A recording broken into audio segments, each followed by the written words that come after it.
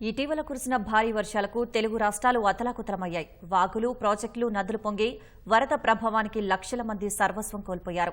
ప్రకృతి ప్రకోపానికి చెల్లాచెదురైన బాధితులకి మేమున్నామంటూ స్వచ్ఛంద సంస్థలతో పాటు వివిధ వర్గాల ప్రజలు చేయూత అందిస్తున్నారు.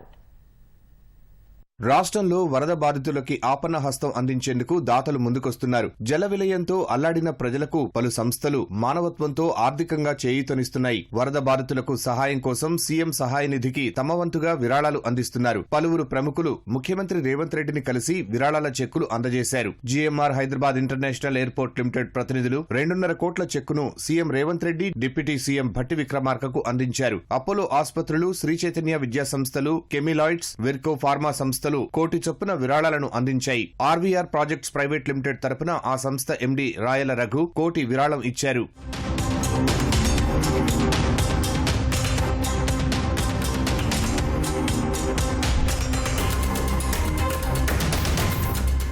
భారత్ బయోటెక్ వరద బాధితులకు ఆపన్న హస్తం అందించింది. ముఖ్యమంత్రి సహాయ నిధికి ₹1 కోటి విరాళం అందజేసింది. ఇప్పటికే ఏపీకి భారత్ బయోటెక్ ₹1 కోటి విరాళం ప్రకటించింది. ఇరు రాష్ట్రాల ప్రజలపై వరద ప్రభావం చాలా బాధ కలిగించిందని, తాము అందించే సాయం బాధితులకు ఒక చిన్న సాయంగా భావిస్తున్నామని భారత్ బయోటెక్ తెలిపింది. వరదలతో కట్టుబట్టలతో బయటపడిన బాధిత ప్రజలకు రాష్ట్ర అటవీ అభివృద్ధి కార్పొరేషన్ ₹2 కోట్లు విరాళంగా ఇచ్చింది. సీఎం రేవంత్ రెడ్డికి కార్పొరేషన్ చైర్మన్ పొదెం వీరయ్య చెక్కు అందించారు. మిగతా కార్పొరేషన్లు విరాళాలు అందివ్వడానికి ముందుకు రావాలని సీఎం రేవంత్ రెడ్డి పిలుపునిచ్చారు. బాధితులను ఆదుకోవడానికి ప్రజాప్రతినిధులు, సినీ, రాజకీయ ప్రముఖులు ముందుకొస్తున్నారు. సీఎం సహాయ నిధికి ఎంపీ చామల కిరణ్ కుమార్ రెడ్డి నెల వేతనం ప్రకటించారు. తెలుగు రాష్ట్రాల సీఎం సహాయ నిధులకు ప్రముఖ నిర్మాణ సంస్థ మైత్రి మూవీ మేకర్స్ 25 లక్షల చొప్పున 50 లక్షల సాయాన్ని ప్రకటించింది. బాధితులు త్వరగా కోలుకోవాలని దేవుణ్ణి ప్రార్థిస్తున్నట్లు నిర్మాతలు నవీన్ ఎర్నేని, రవిశంకర్ యలమంచిలి కోరుకున్నారు.